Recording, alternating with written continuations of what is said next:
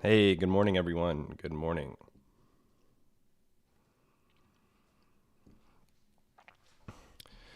Good morning, guys. Good morning. Good morning. Oh,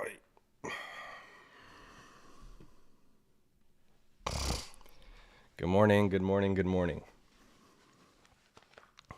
Good morning, everybody. Good morning. Good morning, everyone.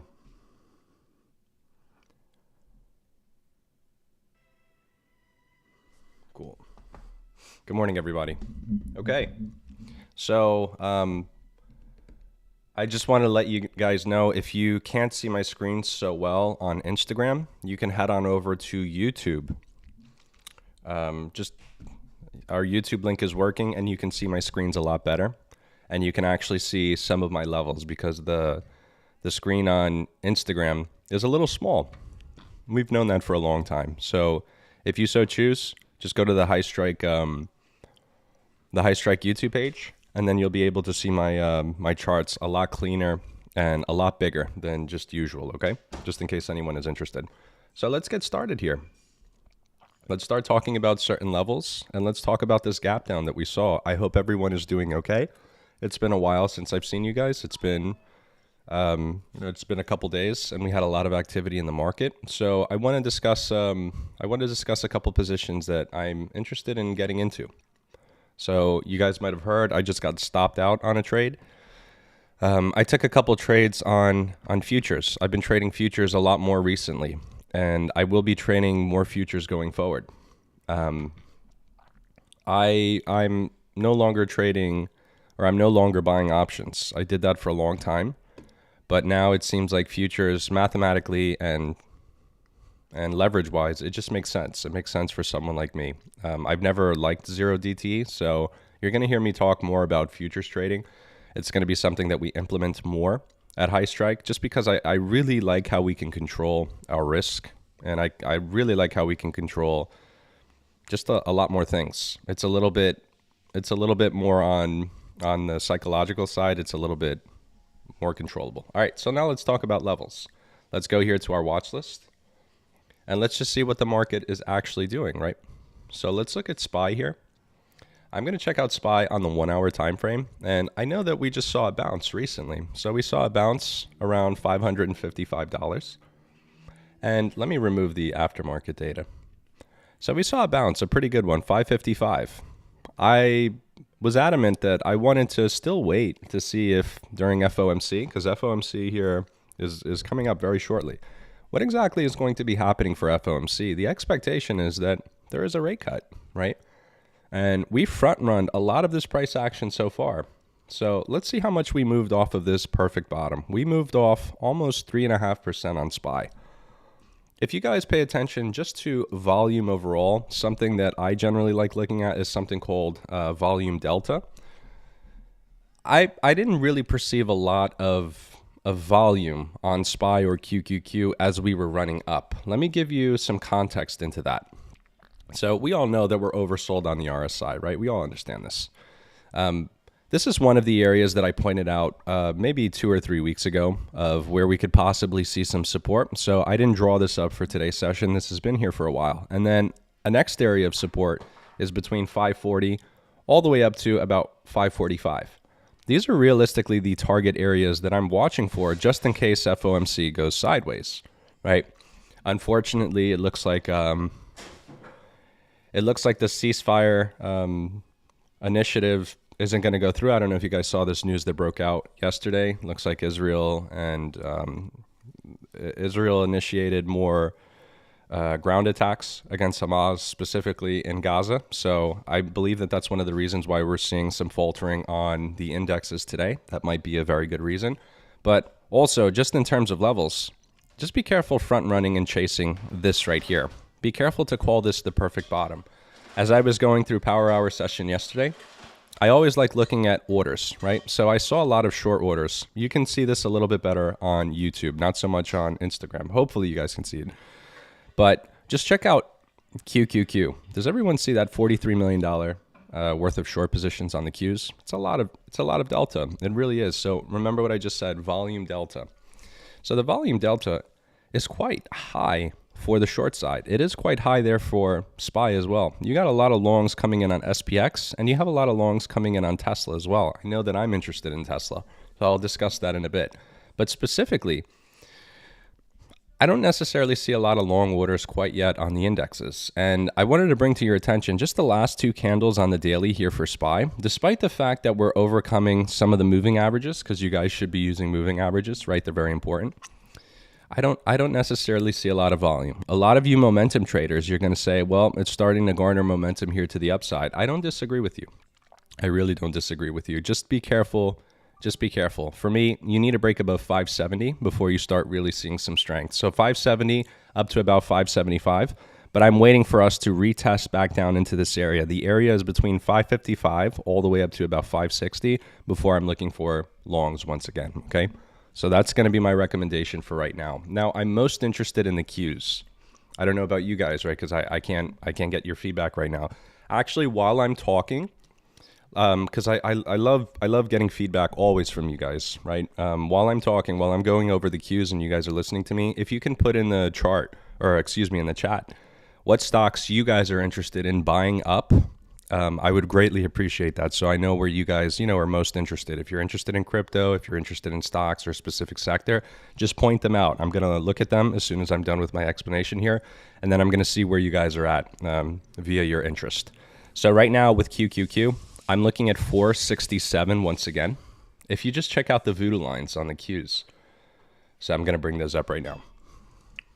I like to use the voodoo lines as my guiding force. So let's just check that out real quick. Let's put that on the chart. So I'm sorry that this chart is a little bit busy, but we bounced almost perfectly at the fire line. We're not going to actually hit the fire line absolutely perfectly and then bounce off that level, but that area was pointed out, I think, brilliantly, in my opinion. So I'm going to be waiting for a retest back down to the fire line, which puts us at 472. Okay. So 472 is around where I'm looking for another retest. We hold at least this candle right here. And then just check out where our momentum oscillator is, right? We're starting to lose some momentum here to the downside overall, but I don't think that this would be very wise for us to start buying into positions. I'm going to tell you what ticker that I would specifically like. I don't want to buy into the Qs. I think that the risk reward is better elsewhere. I did take a position on TECL, right? I'll repeat that a couple times, but I took a position on TECL. I got stopped out for a 3% loss. That's it. It was just a 3% loss. But I want to get back into it. So let's remove the voodoo line so you guys can get a cleaner picture here. Check out where the moving averages are, right? This would be my target area if I do take a long position on the Qs. I want to take it all the way up to 518, 520. So let's see how much I can gain. If I were to enter here and all of a sudden everything just goes my way, right? I'm looking for approximately a 7, maybe 8% gain from the bottom, or not the bottom, from my entry currently at the Qs. I'm not that interested in 7 to 8%. I don't think that's very, unless you have, a larger account. Even then, I'm not entirely sure that 7, 8% really does it for me. For you smaller traders, I would prefer that you focus between 20 to 40% gain on any sort of shares position. And the one that I want, I trade leverage shares very often. This is not something new to me, right? I've been trading leverage shares for years. These are the levels, right? I have back down to 62.50, and then I have all the way back down to approximately 58.50. So if we get down to those levels once again on TECL, check out the weekly time frame. See where we are in terms of just supply and demand. The demand level, I think, is close to $58. And obviously you have a demand level all the way back to 41. I'll give you guys some history. Back in the day when I was first hired here at HighStrike, I did mention that I wanted to gorilla into a trade on TECL if it reached, at the time, if it was going to reach about $23. I took semiconductors instead of taking TECL, but just look at the magnitude of this trade, right? The high on TECL is all the way up here at $110. So if I look to buy in here at 65, it's already a good risk reward trade. It really, really is. So I'm going to wait just a little bit more. I'm going to wait to get a little bit pickier, and I'm going to do the same exercise that I just did there on QQQ. Remember, everything that I'm telling you is just my opinion. You don't have to follow along. I'm just sharing with you some of my trading ideas and some of the things that I personally want to get into. So just around the same area. Instead of doing 7 or 8%, I'm looking at a 30% gain on TECL. So if we take this even higher, just mathematically speaking to risk reward, if I take that to the top on TECL, I'm already potentially looking for about a 45, maybe 50% gain if we do break the tops here, which I think we will eventually. Eventually we will break the top. So if I can get just a slightly better entry on TECL, sharing with you guys, my shares position that I would like to take, then I'm looking at if I can get back down to like 58.50 around that area, then I'm looking at almost a 60% gain. Okay. If that wasn't clear, just let me know in the chat and I would be glad to answer your questions. But TECL basically is going to be 3 times leveraged QQQ position.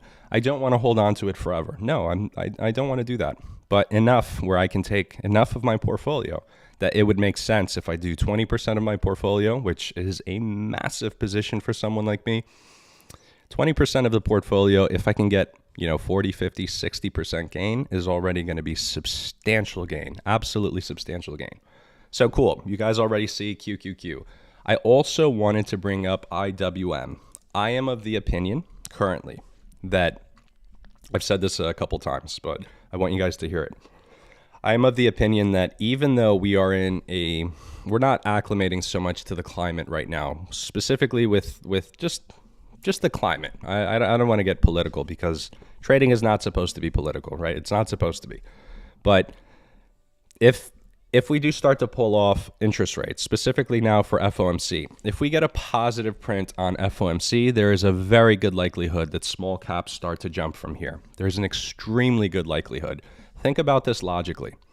Think about what companies actually build up the indexes that we trade, right? So the largest companies here in the United States, maybe even the world, not necessarily because there are very large companies outside the US, but small caps generally take out a good amount of loans here in the United States. So if interest rates start diving down, right? If interest rates start pulling down from where we currently are, let's go to TNX real quick.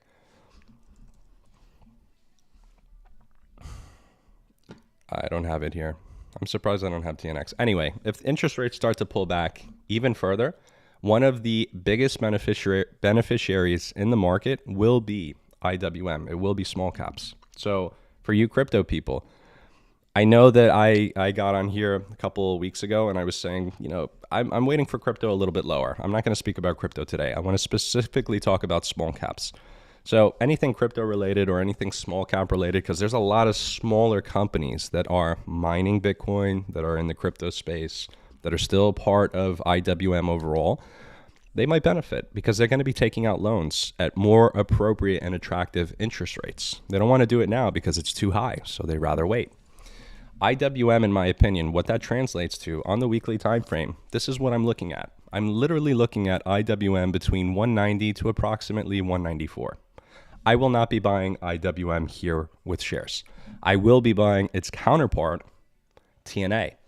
So I bring this up often during every power hour session that I'm in because every cycle, every time I catch a bull run, every single time, 80% of the people catch it, but there's always the 20% that always say, you didn't mention this or you didn't talk about this enough. And I don't think that that's necessarily true. I go over these things all the time. So when we're talking about TNA, right, just in case you're not familiar with it, because I'm not entirely sure how many people know exactly what TNA is. But the risk reward on TNA as it stands is already pretty darn good. If I were to take an entry here and then dollar cost average back down at $27, I don't think we get to 25. But risk reward is already, do you see that? It's already a 4-to-1. So I'm looking at about a 50% gain from, let's just go a little bit higher. Let's be more realistic. I'm looking at probably about a 40 to 50% gain from here. Okay, so I'm thinking if I have $5,000 or $10,000, I probably want to buy into TNA. If you're a short-term trader, then you're going to do what I've been doing lately. I've been futures trading like crazy, and I'm going to talk more about futures trading as we progress and as we mature the idea more and more. Those of you in the Discord group, you know that I've been trading futures very often. I've been taking anywhere between 3 to 10 signals a day. And we've been quite successful with it, okay? Because trading futures, honestly, if you know, and if you have a good foundation, it's not the most difficult thing in the world. But speaking to more TNA right now, This is a really good shares position to hold on to. So TNA's top is all the way up at 57. So I believe later down the road, I don't know when. I don't have a time horizon. I'm sorry. I don't have time horizons when I hold shares. But I would suspect by the end of the year or mid 2026, we get up to at least about $55 to about $58. Now look where we can possibly take TNA if we hold on to this, and something that I consider is capital gains tax. So if I hold on to this for longer than a year, there is a possibility that I win on the capital gain side, right?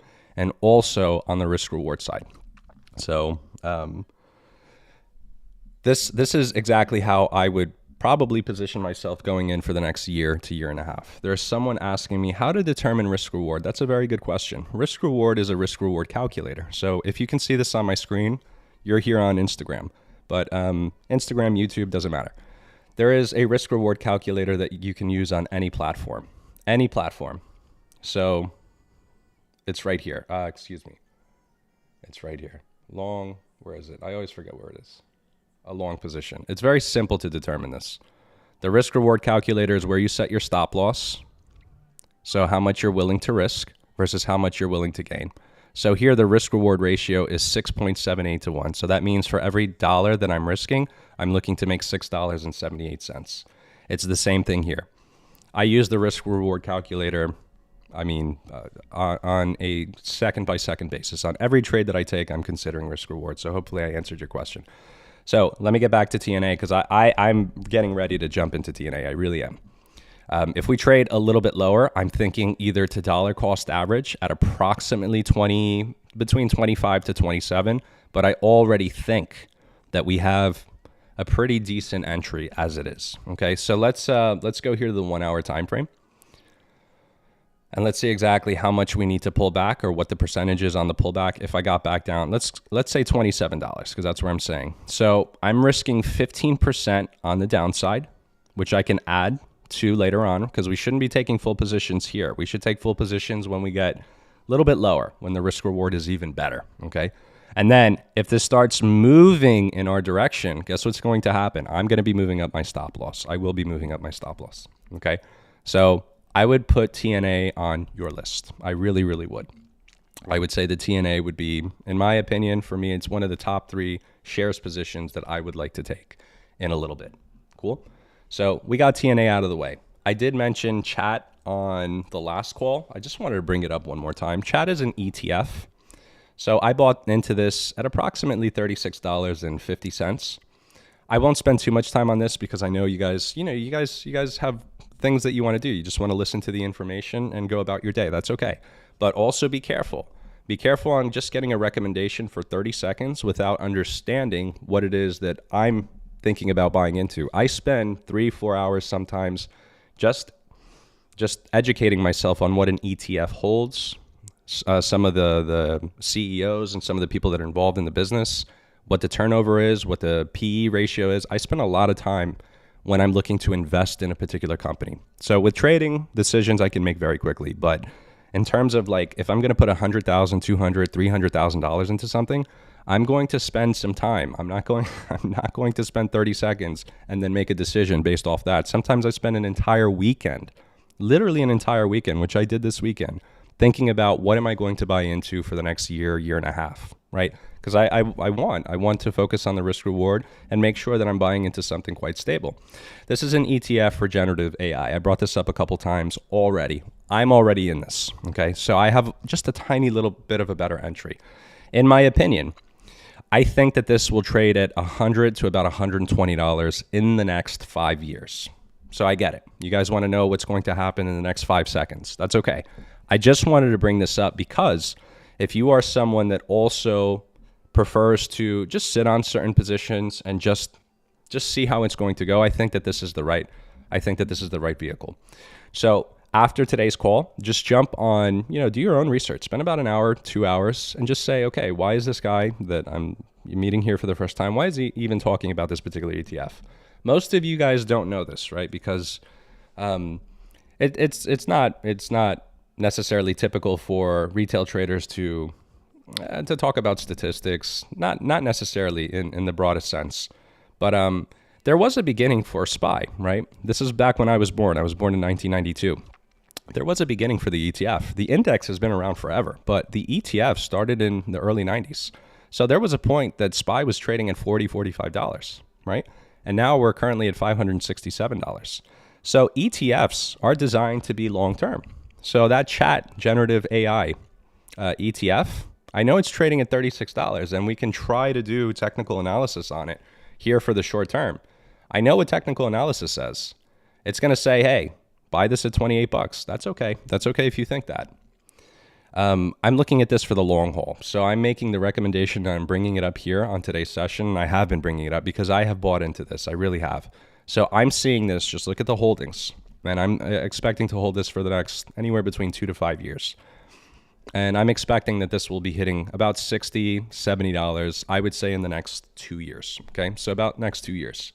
I want to bring you guys up. I don't want to just do forward recommendations, but also look back. I did buy into China. Most of you are very well aware of this trade that I took. I did buy into China when China was depressed, right? Some of you know these kinds of trades that I hold on to for a while. I've been holding on to this for roughly about 16 months. So I bought into this. My average is $19. This is now trading at $52. I just recently moved up my stop loss, literally just moved it up. So my stop loss now is $38. I'm okay with holding on to this as long as the risk reward was there. When everyone was saying that China was no good, we don't want to invest in China, China is going to take a long time for it to decompress itself, it's going to take a substantial amount of capital for this, that. There was 99 reasons. 99.999% of people were saying that China was not a good investment. I was the only idiot that was saying, buy China, buy China, buy China. Now, for 2025, everyone is chasing this tail. I caught wind of this all the way back here because I understand good risk reward. Risk reward is at the forefront of everything that I do. Literally every decision that I make, it's all about risk reward. So what do you think my risk reward is for this trade? I put more than 6 figures on this trade. You don't have to believe me. That's okay if you don't. But I put a lot of money into this, and I put a lot of money into some other investments that we'll discuss on maybe another call. But that's my resistance area. My first resistance area was not here because I took this all the way here. So my first resistance area was approximately, what is that? Whatever that is, $45. But I'm thinking of a target all the way up to 70. I personally think that we can get all the way up to about 90 bucks on this. Same thing with chat, okay? Same exact thing. So when I talk about these kinds of longer term trades, I'm up almost 140% on this trade, right? Some of you might say I can make 140% in a single day. That's okay. But this is a significant part of my portfolio. And when I take this off, the capital gains is not going to be as substantial as short-term capital gains. If you're a trader, you understand what I'm saying. It's an absolute train wreck every single time I pay taxes because, I mean, it's criminal how much money they take from us. But that's another story. Okay, so now let's go back here to IWM, right? All of that was to say that if IWM trades back here, that is my pocket, between 190 to about 195. If we can get into those areas, I'm interested in possibly holding on to a position. Last thing that I want to talk about today is going to be Tesla. So Tesla, I have not bought into quite yet. For earnings, I think that Tesla, the depressed expectation is what's going to be holding down the price action. So I don't need to convince any of you that Tesla's price action right now is incredibly depressed. There's a myriad of different reasons. I don't want to speculate and I don't want to talk about necessarily the reasons, but I do want to talk about risk reward. I really do want to talk about that. So I called out Tesla at 330, maybe about a month and a half ago. So I was way off. I was way off. It got all the way back down to 220. So my target for me to start buying into shares is going to be between 190, and I've talked about this extensively with my guys because I need to take care of my guys right now. Because right now, not doing so well with this downturn, right? We took a hit. We definitely took a hit with the pullback in the market. No, there's no question that we did. So off of the 4-hour time frame, there is a gap to be filled lower. If you want to call this the bottom, that's okay. I don't agree with that. I agree with a little bit more here. This is where I start seeing. There was a revision on Tesla recently by some of the bigger analysts in the market. They revised this to about $100 lower. So I'm taking that into account. So I want to get the best possible price that I can get on Tesla. In my opinion, that's going to be very close to between $190 to about $200. This does have voodoo lines. I want to explain what those are. Sorry. Let me explain what the voodoo lines are. And I want to share with you what those levels are going to be. All right, so tree line level, we're at it. We're at like 247. I think for pre-market, we're back down to 230. You have a support level right here at 219, but check out where your fire line is. Your fire line is all the way back at 175. Okay, so 175. I don't think we get down that low. If we do, even better. Then my plan is going to work out perfectly. I'm going to make so much money on Tesla. I'm telling you now, so much money on Tesla. If we get back down here, it's not even funny. It's like market makers are listening to this call and they know what my plan is, because I will absolutely murder this trade back down at that fire line. But let me be more realistic. My realistic target is 190 to about $200. If you're the person that says there's no way that Tesla can get lower from here, don't think like that. That's very dangerous thinking. Do not think that way. People that thought when we were trading at $435 saying that Tesla can never hit 330 once again, here we are, okay? So just keep that in mind. Just keep that in mind. So that's all I have here for today's presentation. I went over, just to recap, I went over my target levels on SPY, QQQ, IWM. We talked about Tesla, and I gave you the two ETFs. Or actually, I gave you three ETFs. I gave you three ETFs that I'm interested in buying into. If you guys remember, it was TNA, TECL, and then the other one was CHAT, which I already bought into, right? So I'm already allocated there. So do we have any questions about any stocks that I went over? Or would you guys like to just learn more about HighStrike or learn more about us? Let me know in the chat. And I do this for every call. If you felt that there was some value for today's presentation, whether you're listening to me on Instagram or whether you're on YouTube, just give me a thumbs up in the chat. If you thought, I learned something here, or it's good to listen to a different perspective, give me a thumbs up. And if not, that's okay as well. You can give me a thumbs down. You can give me a middle finger. That's okay. No problem. We take feedback, and we like to understand who our audience is, so we know what you guys are interested in trading. If it's long-term, short-term, if you guys are interested in futures, if you guys are interested in, options, that's okay as well. The only thing that I would recommend as someone that has been doing this for, a multiple of years, more than a decade, is if you're starting to trade now, don't get sucked into the hype of zero DTE. Okay, I've never liked zero DTE. I've been very consistent with this. Zero DTE is not where you want to be focusing your energy, because the statistics on retail traders trading zero DTE are not very good. Play where the statistics are stronger. Statistics right now are showing the futures traders are outperforming the very hyper short options traders. So that's where I'm focusing, and that's where I'm starting to reinvent myself and focus a little bit on just future strategies, okay? So I will be bringing that to the Discord, I imagine, in the next, I would say, about month. Cool? All right, so what do we have, guys? Can you talk about the targets on SPY and QQQ again? Yeah, I can do that real quick. I absolutely can do that. So I'm going to go over this fairly quickly, because I want to also give opportunity for, just in case we have more questions. I'm not sure if we do. But target areas is going to be 555 for the downside. And I'm waiting for us to break above 570 for us to start seeing strength and rebuild. I am of the opinion, this is now my opinion, this is not objective. So I am of the opinion that we start trading lower. And then if we hold 555, this is where I want to get in. I am not convinced with the volume that we saw on these last two candles on the daily that institutions are starting to buy in. I'm not convinced of that at all. And I don't see that. I really, and we're starting to sell off here. So I just missed a trade on a short. Damn it. That pisses me off, because I would have caught that trade. Damn it. All right, that's fine. That's fine. Sorry, I got sidetracked. I'm not convinced that institutions are starting to buy in. I'm not convinced. I don't see the volume, and I definitely don't see the orders right here. I look at dark pool orders and I look at order option flow. It's a combination of level 2 and order flow, right? Two different things, but they give you some insight. Are the big players going, or not really? So I gave you the targets there on SPY, and let me give you them on QQQ. I'm more interested in Qs. So my target on Qs is going to be 472.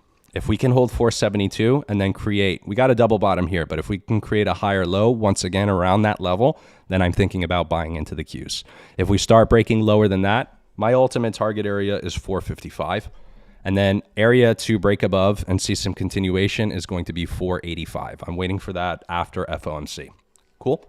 All right, let's see what else we have, guys. Any other questions? Does anyone want me to go over anything? Okay, I think we're okay. Let me look at this futures trade here. This would have been my trade. I literally would have taken this trade right here. So we rejected the snow line twice. Before I got on, I was in a short position and I got stopped out. I got stopped out right here. So I took this signal and I got stopped out on that wick, and now it's going my way. So my target would be 19,855, or just basically 855. So I'm a little annoyed. I'm a little annoyed that I wasn't paying attention, because I would have jumped back into that trade. So it is what it is. There's a million other trades going on. But cool, guys. So anything else before I get off? I'll give you guys 30 seconds here. We're really selling off on NVIDIA, and we're starting to sell off on everything else. Okay, guys, let's call it a day. I appreciate y'all, and I'll see you guys on Thursday when I jump back on, okay? Take care, everyone. Bye-bye, guys. Bye-bye, bye-bye.